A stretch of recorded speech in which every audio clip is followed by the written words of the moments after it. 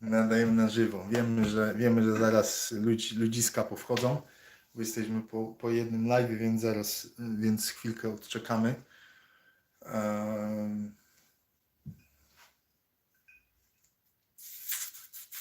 O obaleniach w samoobronie. Dobra, temat jest prosty, jeśli się wie, o czym się mówi. Siema Jasiek. Siema, największy fan. Temat prosty, jeśli się wie, o czym mówi. Jak się nie wie, no to nie jest prosty, czyli jak je wybrać. Generalnie obalenia to nie jest prosta sprawa. Siema HTC. To nie jest prosta, rzuty to nie jest prosta sprawa, obalenia to już jest troszeczkę prościej. Pokażemy Wam jakie, oczywiście nie wszystkie, ale próbkę, jeśli chodzi co do zasady skutecznych i bezpiecznych obaleń w samoobronie. I ten pierwsze obalenie Bruce zaprezentował, proszę, jak zaprzyjaźnimy się po obaleniu, to nie będzie trzeba fizycznie nikogo obalać, także oczywiście jak to są te umiejętności, kompetencje miękkie, manipulacja, wywieranie wpływu, zaprzyjaźnianie się, więc to jest to. Poczekamy, jeszcze osoby wchodzą, jeszcze chwilkę.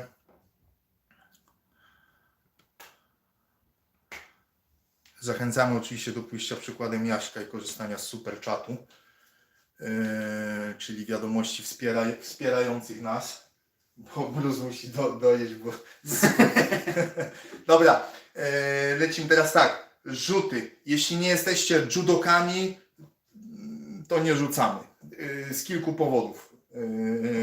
Różnica między obaleniem a rzutem. Obalenie to jest każdym razem, jak się po prostu kogoś przewrócić i podstawienie haka to jest już obalenie, tak? Natomiast rzuty, no to wiadomo. Więc z dwóch powodów. Dlaczego nie rzucamy? Bo jest duża szansa, że Wam nie wyjdzie, bo to nie jest proste, no wbrew temu, co niestety przy całej fajnej reszcie książki pisze Tim Larkin w swoim ostatnim popisie, kiedy musisz się bronić. Rzuty to nie jest prosta sprawa. Więc jak Ci nie wyjdzie, a jak Ci wyjdzie, to możesz kogoś zabić. Bo spadnie na łeb, połamie żebra, przebije płuco, coś tam, kupa różnych historii, bo rzuty są niebezpieczne, tak? Więc, a judoka dlaczego? Bo jemu wyjdzie i jest w stanie to zrobić tak, jak pisał Tim Larkin akurat, wycelować, czy chce przywalić o ziemię Twoją głową, barkiem, dupskiem, czy po prostu Cię wyniesie, a w ostatniej chwili to wyhamuje, że paśniesz, ale nie zginiesz, nie? Więc rzuty nie ten, ale obalenia. Tu zrobimy troszeczkę niżej. Teraz są sytuacje, o czym trzeba wiedzieć, jakie będą, to są rzeczy, które naturalnie będą występowały, tak? Klincze, czyli jak się szarpiemy, będziemy się gdzieś tu trzymać, się szarpać, przewracać, tu gdzieś te ręce będziemy się trzymać za ręce, będą tutaj takie tego typu szarpaniny, to możecie wszystko zaobserwować, tak? Będzie też często coś, co jest klinczem zapaśniczym, będzie tutaj i takie tam klepanie, tak? Będzie to nieporadne, ale tak to będzie wyglądało. Natomiast ten klincz zapaśniczy tam będzie. No i z tego klinczu zapaśniczego jest kilka takich fajnych obaleń, które można zastosować, które są proste, bezpieczne, dla nas mało ryzykujemy, bo nawet jak się nie udadzą, to bardzo łatwo odzyskać w nich pozycję. W zasadzie sama się odzyskuje. Więc teraz co tutaj jeszcze obniżę, albo my pójdziemy dalej. Nie, jednak trochę obniżę. Jeszcze. Więc jedna zasada, najpierw trzeba podejść trochę do tyłu. Jedna zasada, jestem tutaj, więc teraz mogę go próbować od razu przewrócić z tej pozycji. Jakie obalenie będziemy wykonywać? Tam jedną rękę tam mam pod jego pachą. Mogę ją sobie spokojnie w miarę spokojnie wyciągnąć, bo nie będę ciągnął tu, się szarpał, tylko daję ją sobie tam w dół. Tak? Daję ją sobie tam w dół i już nie ma. On mnie dalej trzyma, ale już moja ręka jest w innym układzie. Tak? Więc to jest to, co tutaj zrobię. Więc wyciągam tą rękę, naciskam tutaj na jego kolana, ale nie po to, żeby mu przełamać nogę ręką, po prostu, żeby zatrzymać nogę przed zrobieniem kroku. I teraz robię taki ruch w kata karate występujący, bo mamy Pinyan Go i tam jest taka pozycja, która będzie tu. Hop, hop, hop, hop, hop i go tam przewracam, nie? Na tym będzie to polegało. Natomiast w praktyce będzie ciężko to zrobić, żebym ja po prostu tak go zaciągnął. Musiałaby być duża dysproporcja siły, ewentualnie no mega zaskoczenie, tak? Więc w praktyce jak to robię?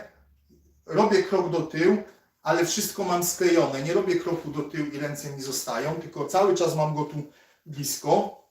I teraz, jak ja to mówię, zaciągam go dupą.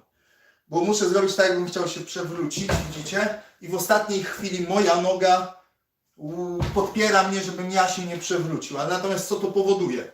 Jeśli ja go tak będę ciągnął, to on ustoi. Tak? Stań normalnie, pozycja, tak jakbyś się... Tak? Tu odejdę, to on ustoi. Natomiast jak tu złapię wszystko na ciasno i odejdę, to on tego nie ustoi. No i teraz on przestawia tą nogę. Jak ją przestawia, to ona jest w powietrzu. Jak jest w powietrzu, to nie może go podpierać. Plus jest bardziej podatna na manipulację. I to jest ten moment, w którym będę podpierał jego... Chodź tu jeszcze. Będę podpierał jego... Jakieś takie krótkie masz nogi. Moje kolano już widać, ale twojego jeszcze brakuje. Ja nie wiem. Tak? Więc zachodzę, ręka jest hop i go mam. I to jest bardzo fajne, bo później możemy przejść do kontroli, przycisnąć go kolanami, wybrać sobie tą rękę, założyć dźwignię, taką skomplikowaną, trójstawową. Natomiast jest bardzo prosta, też występuje w piątym Pinianie. Więc to jest jedno z takich obaleń. Musimy pamiętać o tym, zresztą co to jest kluczem do tego, o tym, że to jest najważniejsze. Nie popuszczam, robię, przewracam się, tak jakbym chciał się przewrócić do tyłu. Dupą go ciągnę i potem się tylko łapię. I w momencie, jak zaczynam ten ruch, tamta ręka już wychodzi, żeby w momencie, jak on tylko zacznie kłaść palce tej nogi na podłożu, w tym momencie ląduje tam moja noga, albo moja ręka na jego nodze, tak? Bo jak już ją postawi, to znowu startujemy od zera, nie? Więc to jest jedno z obaleń, które są fajne, są bezpieczne. A nawet jak się nie uda, hop, tu się nic nie dzieje, od razu mogę wrócić do tego chwytu, mogę pójść dalej. Natomiast jest to też fajna droga do wykorzystania, też to jest w karate takie fajne, się śmieją do tego, że jest w karate są takie rzeczy, przeciągnięcia, czy przejścia na drugą stronę, one są śmieszne, jak się to robi o tak w ten sposób, czy tutaj, natomiast tu jest elegancka droga do tego, hop, nie działa, on jest już przechylony w tą stronę i ciągnie w tamtą, tą rękę, tak, żeby odchylić i teraz przepycham, przechodzę za plecy i teraz podkładam mu albo nogę tam, albo będąc na boku naciskam swoim kolanem od boku na jego kolano. Tak, tu mam go zabezpieczonego. Wchodzę kolanem, tu naciskam. Hop.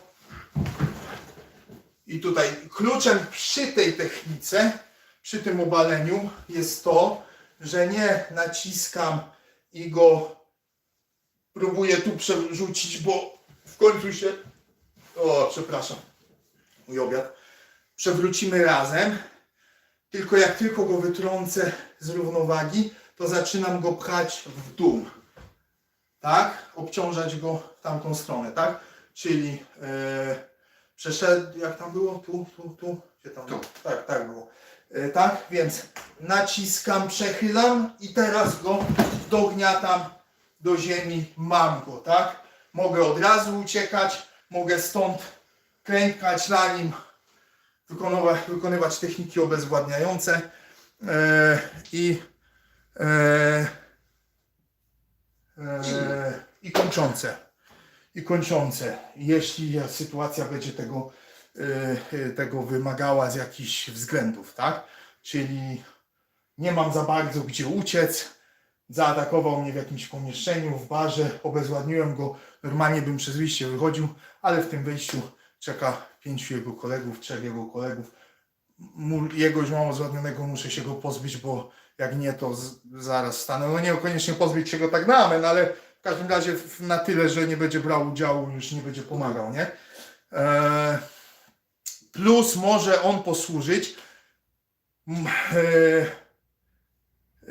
to będzie osobny temat, jako taka demonstracja siły, demonstracja agresji, demonstracja zdecydowania. Czyli zacznę go tłuc bez opamiętania, w cudzysłowiu, po to, żeby wejść im w psychikę, że jestem po prostu kopnięty i zaczniesz się pluć, ślinić i kurde, i szarpać i w ogóle. Natomiast dobrze by było, żebym wtedy to był taki o tyle teatrzyk, żeby jego bolało, ale żebym go nie uszkadzał w najmniejszy możliwy sposób. Czyli jakąś tam kostkę przetrącić, może gdzieś tam po żebra, być takim trochę jak goryl, że tak skakać, kurde, tłukę, wszystko, ale w sumie nic nie jest za bardzo potłuczone, tak? W szczegóły tego nie będę się wdawał. To jest temat na inne sytuacje. Także mamy dwa te obalenia. One są z pozycji bezpiecznej, stabilnej. Jeśli coś nie wyjdzie, to możemy łatwo tą stabilność odzyskać. Następne, jakie sobie zrobimy, czekaj, zdążyłem zapomnieć, które chciałem Wam zaprezentować.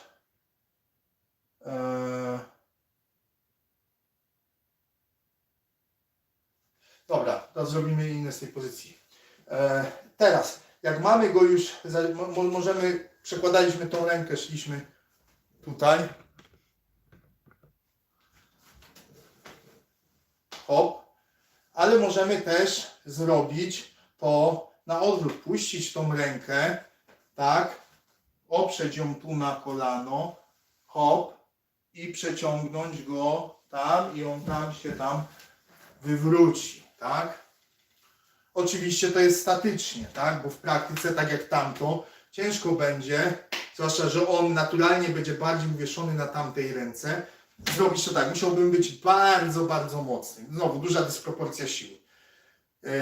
Pokazuję Wam po to, żebyście wiedzieli, do czego będziemy dążyć. Ale tu znowu robimy to samo. Zaciągam go dupą, natomiast tutaj z czym? Już od razu go przeciągam w tą stronę, tak? Czyli idziemy. Hop, mocno zaciągam, hop i poleci. Przewracam go w tamtą stronę. Teraz z czym to jest fajne? Teraz przewrócisz się, ja Cię przewrócę. No. Okay, jesteśmy tutaj, zaciągam, hop. Mam nogę, tu złapałem Bruce'a, trochę nie widać, ale teraz wchodzę do jego nogi i tam go kontroluję.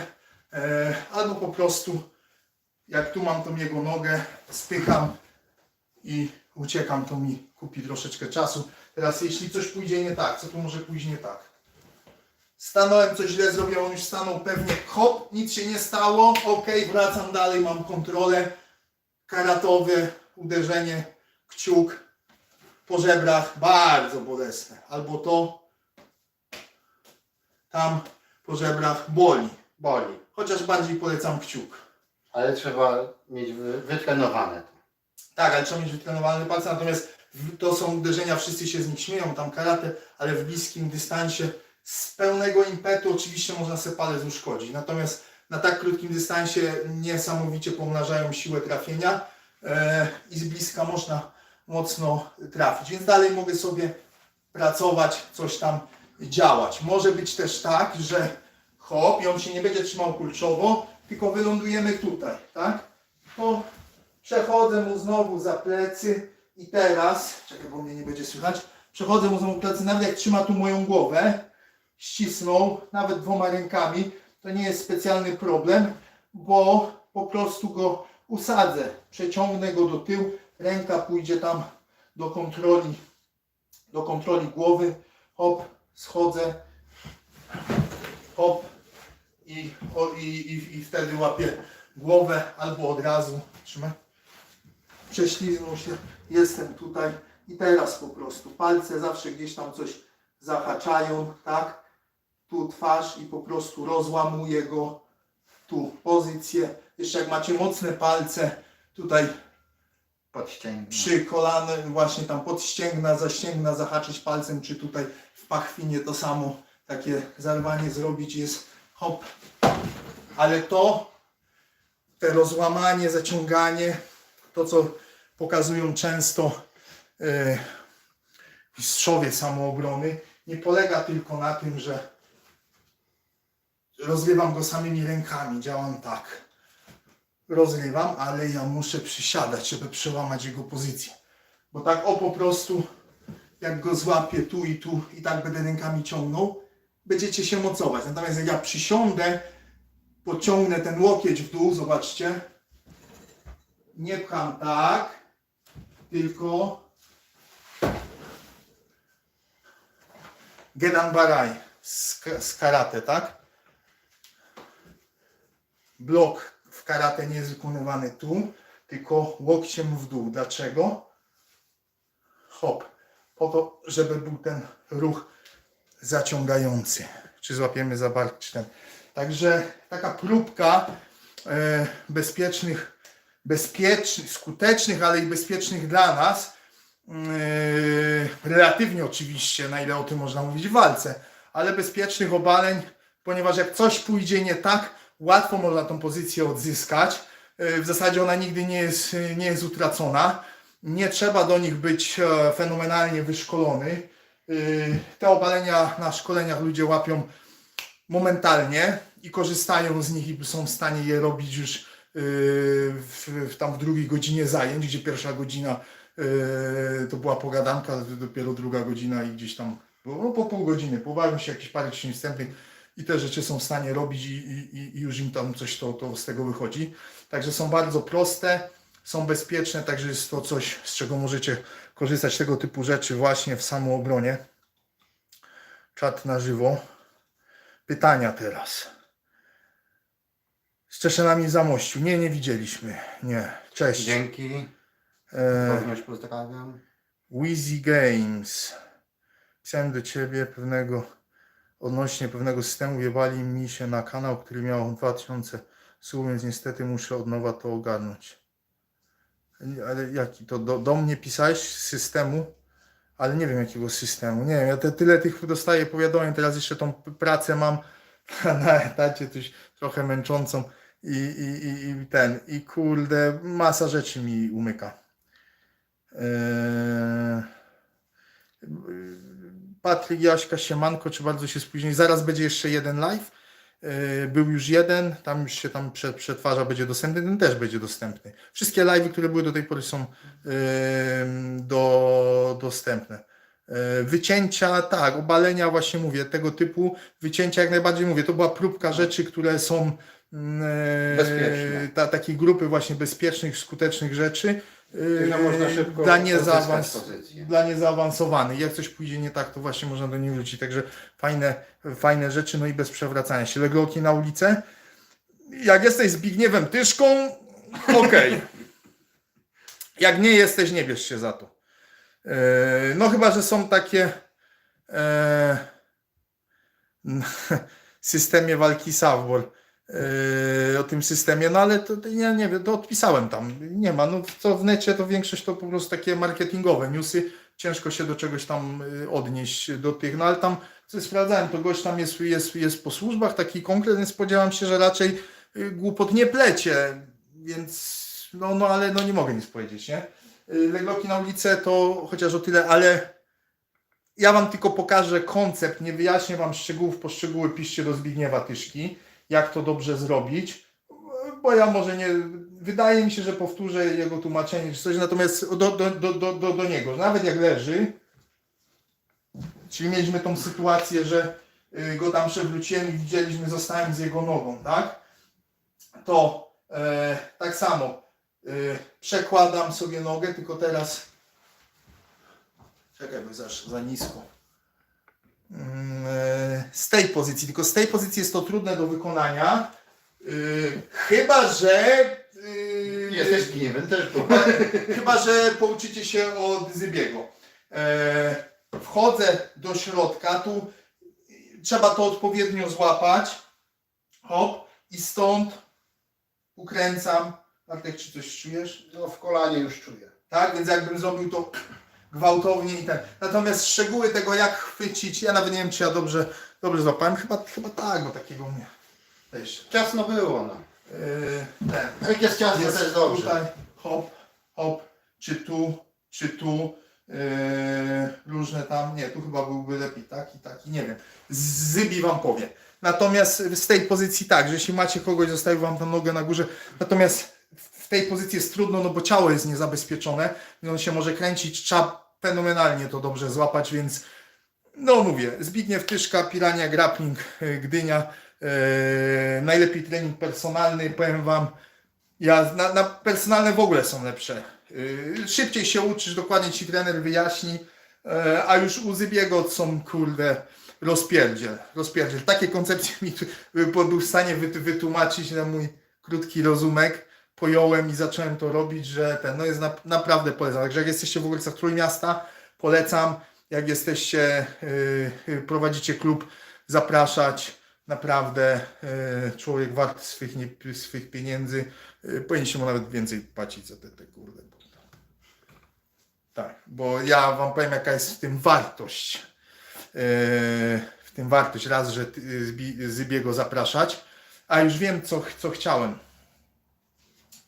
Dobra, to już nie ważne.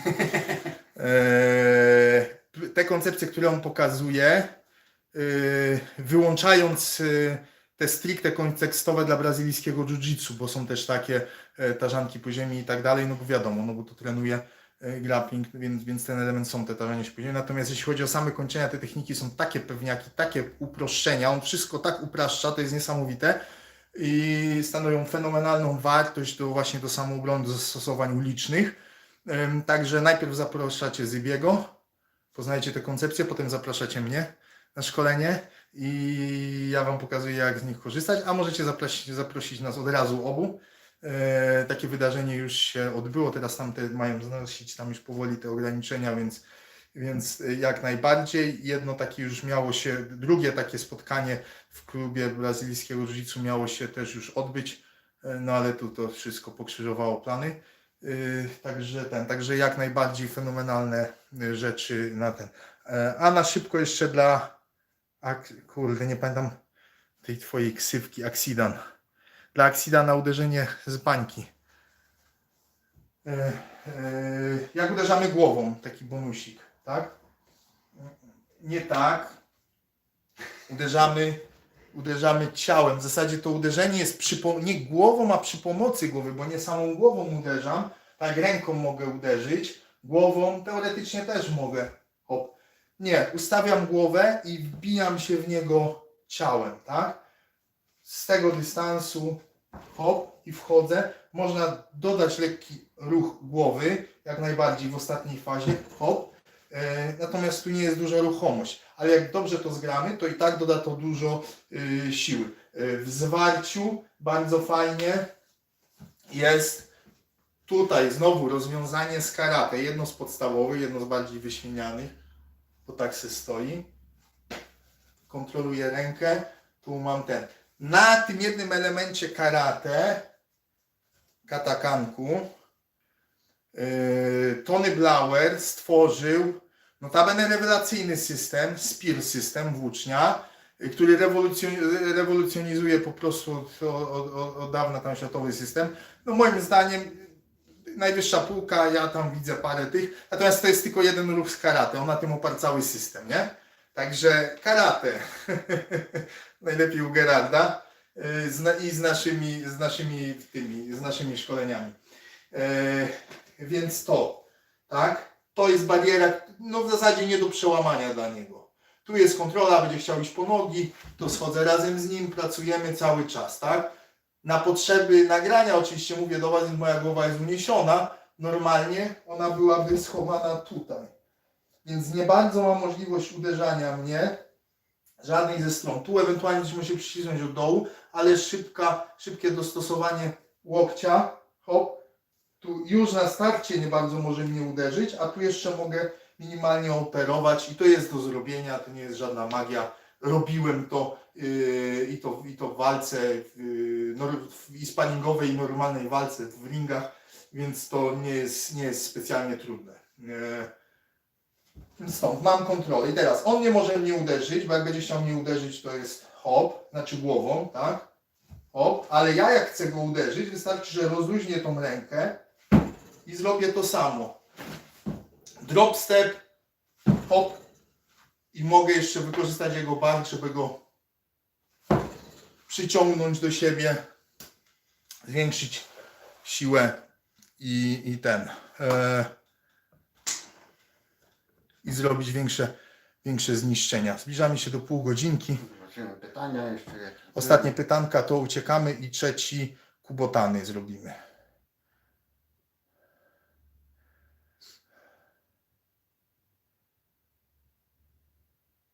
Nie, sztuki walki nie wymagają lat perfekcji i treningów. Nie, to jest bzdura. Jak chcesz być na fenomenalnie wysokim poziomie, tak, ale to samo się tyczy systemów militarnych. Natomiast bolączką systemów militarnych jest to, że nie ma tego co pomiędzy. Najczęściej w systemie militarnym to jest zlepek technik, bzdurny zlepek technik, nawet dobrych, ale bzdurny zlepek technik i nie uczy się jak do tego dojść, co może być jak pójdzie nie tak. Nie uczy się całej tej pracy, które są w sportach i w sztukach walki, balansu ciałem, kontrolowania przeciwnika, także to z tym się grubo nie Stawiałem zgadza. na eliminację. Stawiam na eliminację, ale żeby wyeliminować paluch w oko. Mówiłem. Zdradzę. Mówiłem, że nie będę zdradzał, ale zdradzę. Paluch w oko. To nie jest tak. To nie jest, że ja go tu złapię i go będę naciskał, bo jak będę naciskał, no, on się wywinie, tak? Ucieknie. Więc to trzeba wiedzieć. Więc jak ja chcę mu faktycznie te oko, nawet jak ja go mam zabezpieczonego tutaj, on ma drugą rękę, będzie się szarpał, o tym trzeba pamiętać, że będzie ten. Więc ja nie mogę tego robić na dystans, muszę być tutaj, na krótki palec. Więc teraz jak ja mam tą rękę mocną, to jemu jest trudniej zmienić ten. A nawet tutaj on będzie tą głową kręcił, tak? Więc jak mam go zabezpieczonego w pozycji, jak chcę, to żeby nie schylał głowy i tak dalej, to ja po pierwsze go obejmuję w jakiś sposób, po drugie moja głowa jest współpracy, moja głowa jest niżej, że mam go tutaj, więc nawet jak będzie na mnie napierał i teraz stąd, bo teraz on ma minimum możliwości ruchu, bo go kontroluje z wielu stron i teraz działam, jak tego już nie powiem, w jaki sposób tam już to wykończenie jest. To nie jest wiedza do wydawania, nawet nie z tematów finansowych, tylko po prostu nie. Ale do tego trzeba dojść, bo jak nie ma tej bazy, nie ma tego, to ja go będę łapał sobie tutaj, bo go chcę ten, a on co zrobi? Złapie mnie za łeb, albo mnie zdystansuje, albo po prostu złapie mnie za łeb i mnie tam wywali i cały system militarny, kombat bojowy, super Krav Maga bierze soczystego kopa w dupę, nie? Także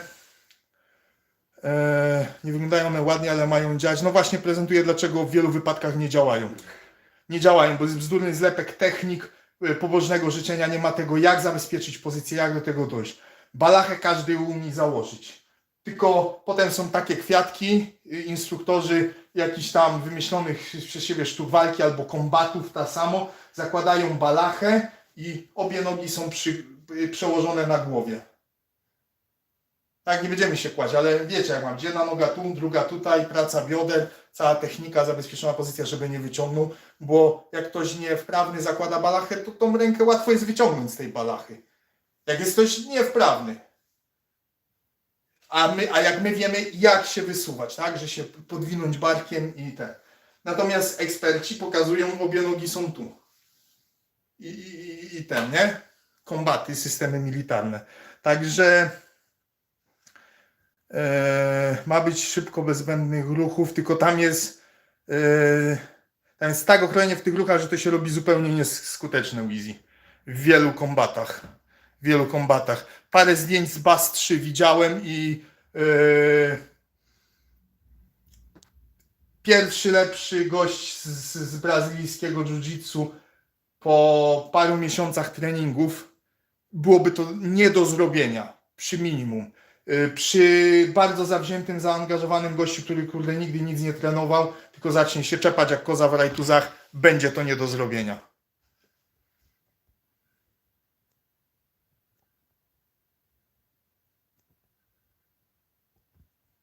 Nie chodzi, że kopnięcia nie działają, tylko na ulicę nie polecam dla większości osób.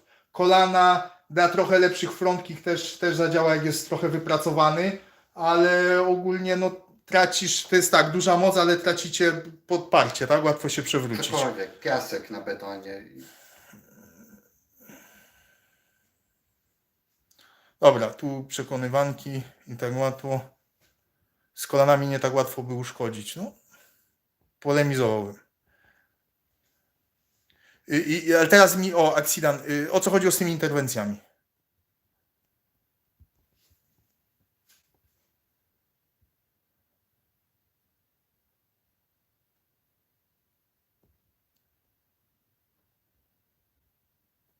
Mamy akurat eksperta interwencji. Może nie Axidan. eksperta, ale jakąś tam wiedzę mam. Axidan, dawaj na ten. No w tym towarzystwie eksperta.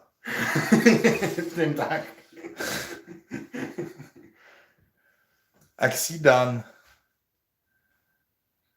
18 ten. Czekaj. 85. Dlaczego policja dusi zamiast zakładać? Duszenie to też dźwignia. Jak się goś szarpie, to wtedy się dusi tym, a tak to ten. Powiem tak. Ja osobiście lubię duszenie. Dlaczego? Bo jest to przy pewnych założeniach. Chwyt do duszenia, o może tak. No, Można z niego zrobić duszę w razie potrzeby duszenia, a może pozostać tylko chwytem. powiem tak, no dla mnie i dla tej osoby, jeżeli ja wiem co ja robię, jest to najbezpieczniejsze. Ja nic tej osobie nie zrobię, bo co najwyżej pozbawię go części tlenu albo całego tlenu, w zależności od osoby, od potrzeby i tak dalej, od sytuacji. No i nic się nie dzieje. Jeżeli ja wiem, że on nie ma noża, tamto, to duszenie jest najbezpieczniejsze. Prawidłowo wykonane oczywiście. Bo mi się nic nie stanie, jemu też się nic nie stanie. Nie będzie pobijany. Bo nie, nic bo nie będzie zakładamy złamane. jakiegoś szurniętego, który będzie dusił do oporu i po prostu No dokładnie, udusi na albo amen. ktoś walnie mocno na kratań duszenie, że może coś się tu stać. Na ten. Natomiast idziemy głębiej. Założone Dlaczego prawidłowo policja dusi duszenie. zatrzymanego, gdy on nie stawia oporu?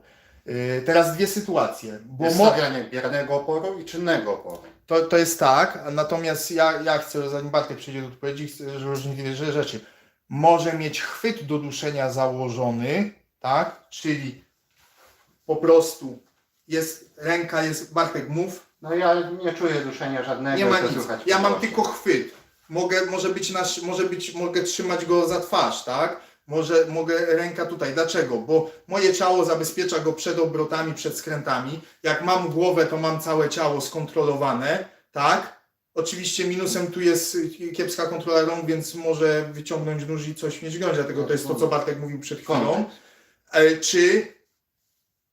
No teraz już. Czy duszenie, tak? Było. Więc chwyt do uduszenia może być założony. Musisz się przypatrzyć, bo to idzie wypatrzyć, to nie jest takie trudne.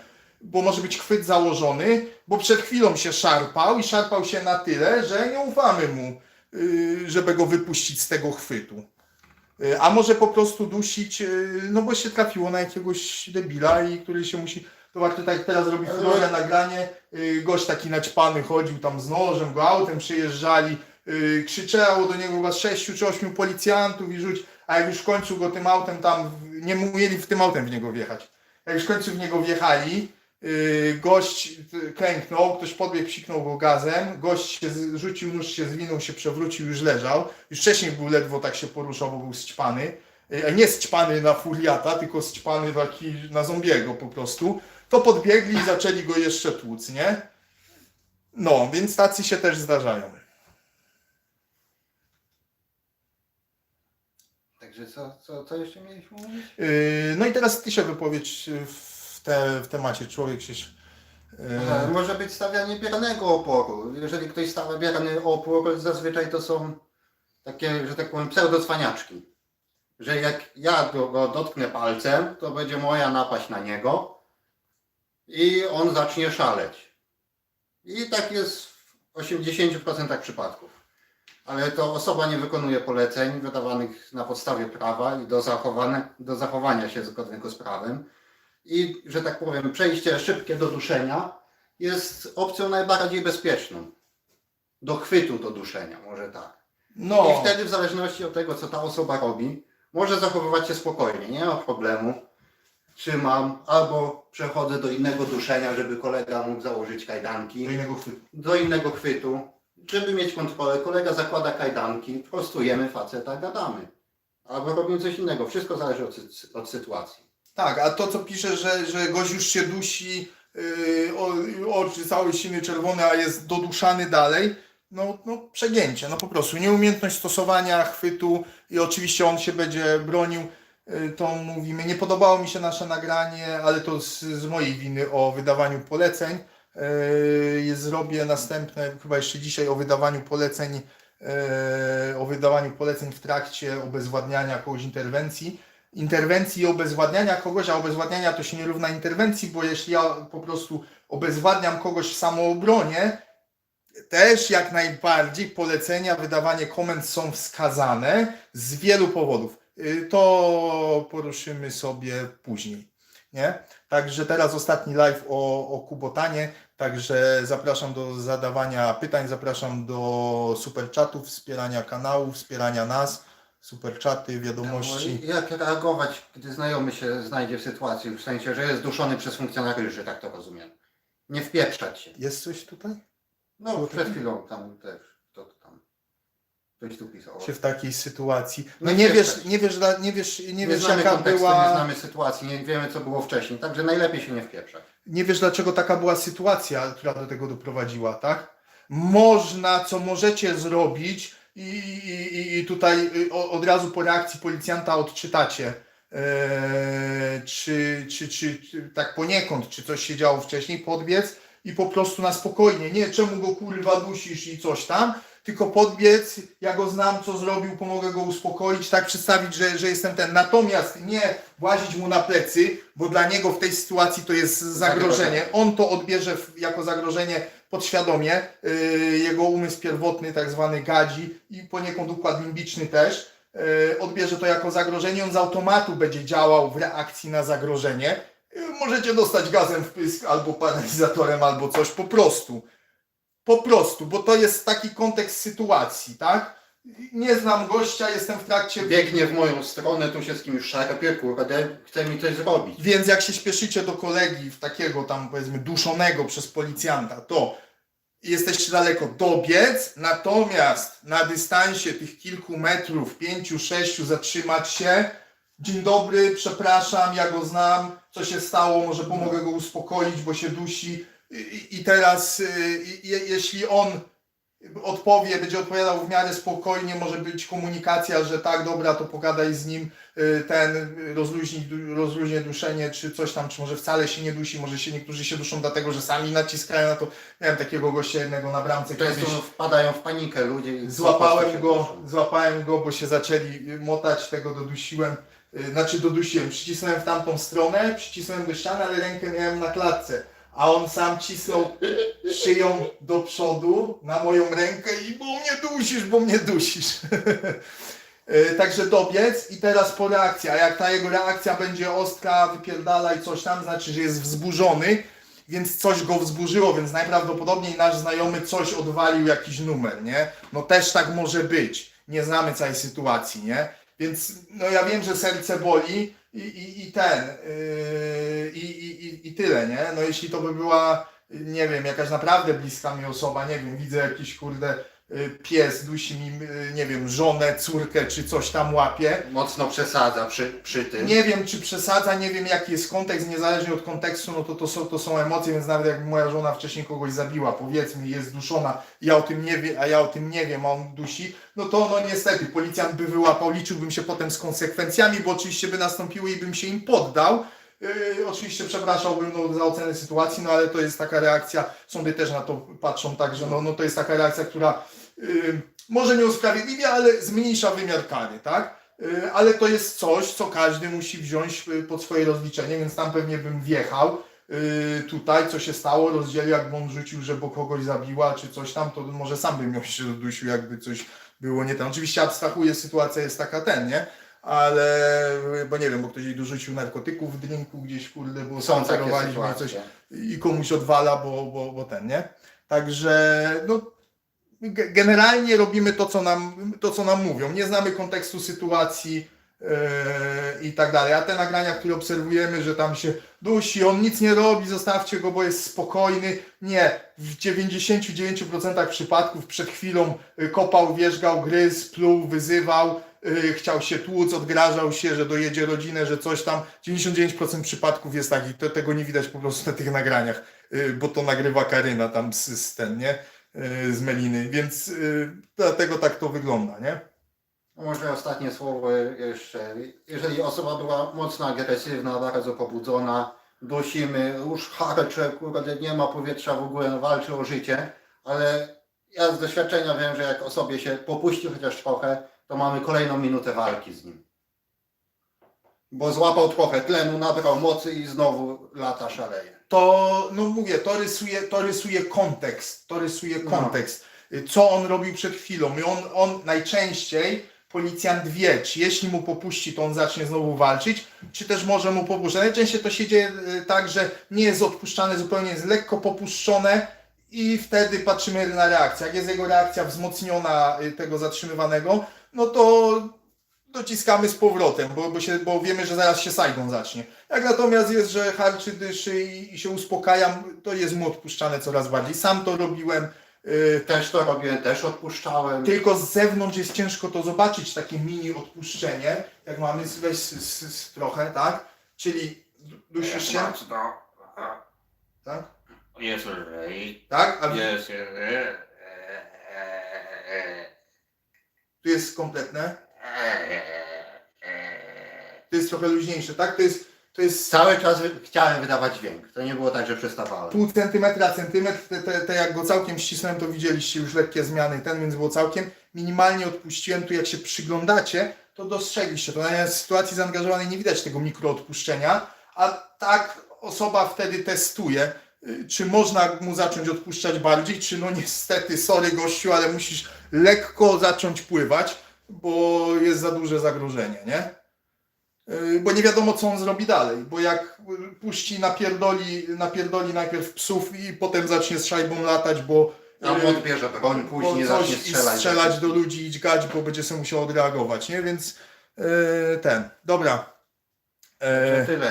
Tyle, bo Bartka czas goni, tak przeciągnęliśmy o 10 minut, za chwilę szybko, ale będzie skrócony, kubotany i jest zawijka, także wybaczcie, że teraz nie ma... Szybka odpowiedź, na nie ulicy będzie- nie ma klepania.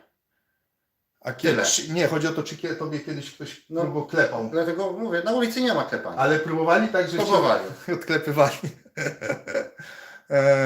Powiedziałem, już nie ma pytań. Wizzy, kurde, lecimy, jest czas. Bartek się śpieszy, ja No. zaraz muszę jechać. Także mam jeszcze jednego szybkiego live'a w innym temacie. Tam będzie parę pytań. To są inne tematy. Albo kontakt prywatny, może być na zasadach eksperta Krav Magi, 500 zł za pół godziny konsultację. Tylko, że u nas nie usłyszycie, że obrona przed nożem jest łatwa. Nie, to taki tam żart, ale to gdzieś tam po drodze. Dobra, kochani, za chwilę kubotany. Trzymajcie się.